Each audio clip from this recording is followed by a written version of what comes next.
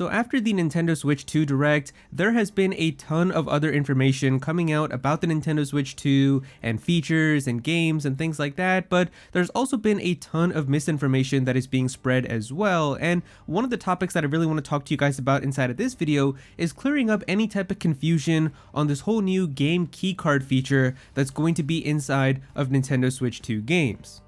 I've seen a lot of confusion and misinformation being spread about this game keycard feature, some people not really understanding what it's for, some people thinking it's for every single game, and people not really understanding what are the pros and cons of it. So I'm going to be talking to you guys about all of that inside of this video, and hopefully after this you'll have a complete idea of exactly if this is good for you or if you don't really care about it that much.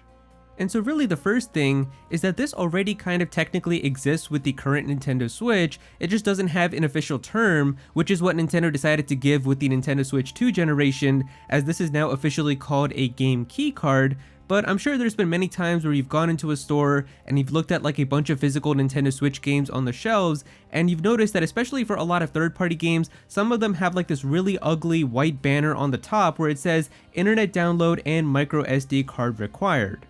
These types of games are essentially what the game keycard games are going to be, now they just have an official term for it.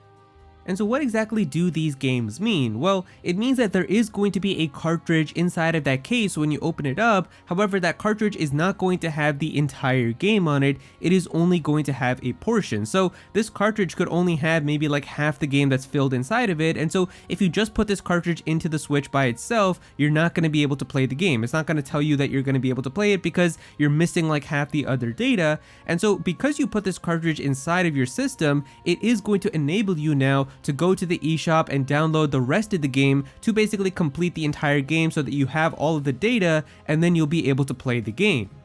Now, even though you are downloading parts of it onto your micro SD card, this doesn't mean that your game is a digital game. It is still like a physical game because part of it is still on the cartridge, so like a physical game, you still have to put the cartridge inside of your system every time you want to play this game. You're just having half the data for the game be in a different location.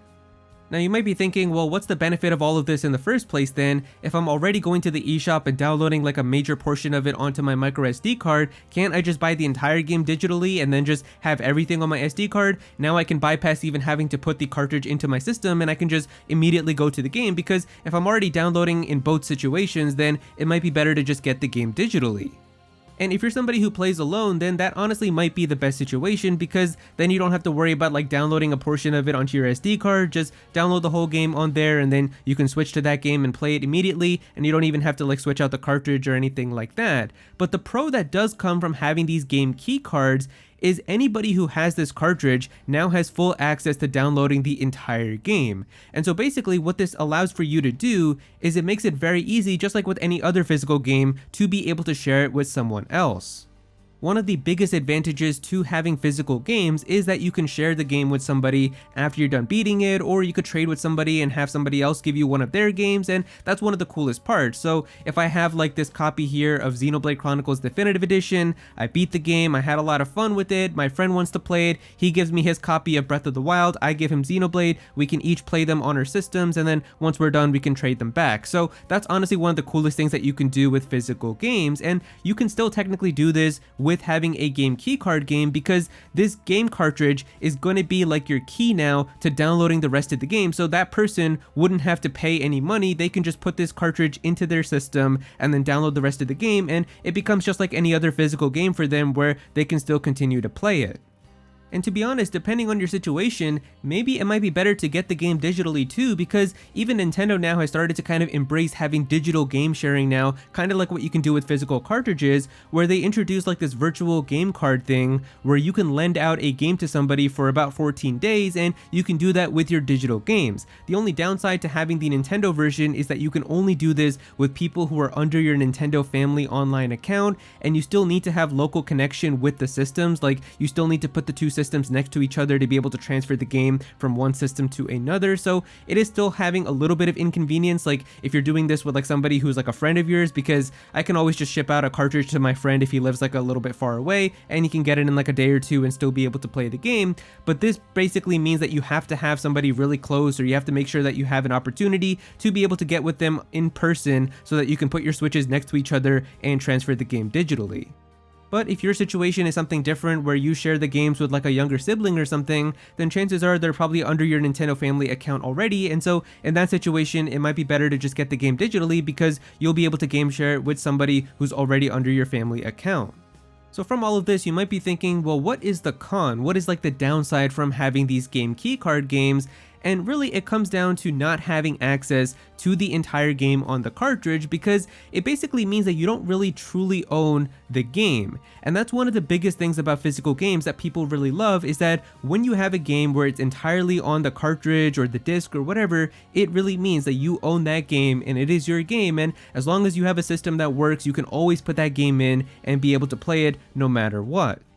I have a cartridge of Pokemon Leaf Green that is extremely special to me. It is one of the first video games that I ever got. It has like one of my first save files that I have from so many years ago that I can still play on it whenever I feel like it, and it's a very special game to me. And the best part is that the entire game is on this cartridge, and that means that no matter how many years into the future we go, as long as this cartridge works and I have a working Game Boy Advance, I will be able to put this cartridge into the system and be able to continue playing that Pokemon Leaf Green game anytime that I want.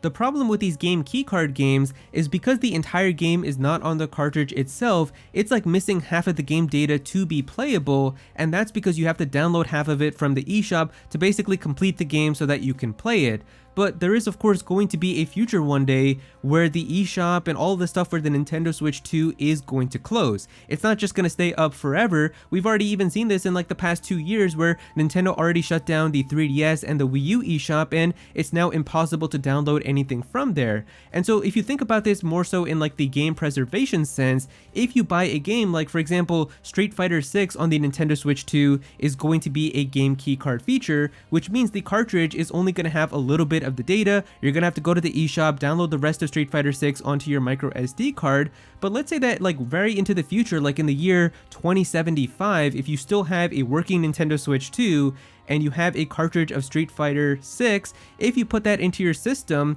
if you don't have access to the eShop anymore, you're not going to be able to download the rest of the game, and because of that, this cartridge is basically going to be worthless, and you're not going to be able to preserve the game, and you're not going to be able to play it.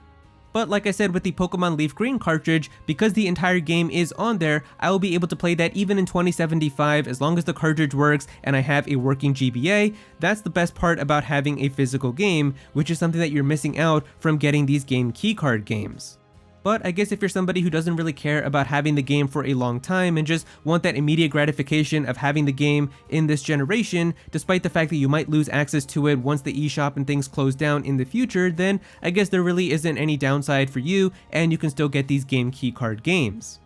I also want to make it very clear that these game keycard games are not going to be for every single Nintendo Switch 2 game. It's also not going to be even really for Nintendo's own games. It's mostly just going to be for some third-party games for companies that don't want to put the entire game onto a Nintendo Switch 2 cartridge. But we can see here, like with Mario Kart World as well as Donkey Kong Bonanza, we can already see here that none of those game cases have that description on the bottom. And so for Nintendo's own games, you don't really have to worry about this as much. Like Donkey Kong Bonanza, Mario Kart World, those games will still work on a Nintendo Switch 2 system even in 2075 because those games are all on the cartridge. But we have also seen some third-party developers who have been willing to go the extra mile and having the entire game on the cartridge itself. So we've already seen, like with Cyberpunk 2077, they confirmed that the entire game is going to be on the cartridge for the Nintendo Switch 2, which means that in the year 2075, if you have a working Nintendo Switch 2, you will be able to put the Cyberpunk 2077 cartridge and you're still going to be able to play that entire game, even that close to the year that that game is about. So that's actually kind of funny, but it is cool that you're going to be able to do that. But there are going to be select third-party games that it seems like they're just not really going to care about putting the entire game, and you will have to download a portion of it, so you're not really going to have ownership of the entire game. But yeah, that is pretty much all the information there is to know about the game keycards for Nintendo Switch 2 games. If you guys enjoyed the video, definitely be sure to click that like button and also subscribe to the channel as well. I'm definitely gonna have some more videos talking about the Nintendo Switch 2, so be sure to subscribe so you don't miss out on that. Comment down below and let me know what you think about all of this. Are you going to be getting some games with the game keycard feature on your Nintendo Switch 2, or are you just going to be avoiding these games in general? How do you feel about all of this? Definitely be sure to comment down below and let me know. But if you don't have anything to say about it, just comment your favorite emoji down below for some engagement. I would really appreciate it. go follow me on Twitter at Aero so you can be featured in videos, and also join my Discord server as well. We've got a bunch of people in there who are always talking about Pokemon and Smash Bros and Nintendo, so definitely be sure to join that. But yeah, that's pretty much it. Thank you so much for watching.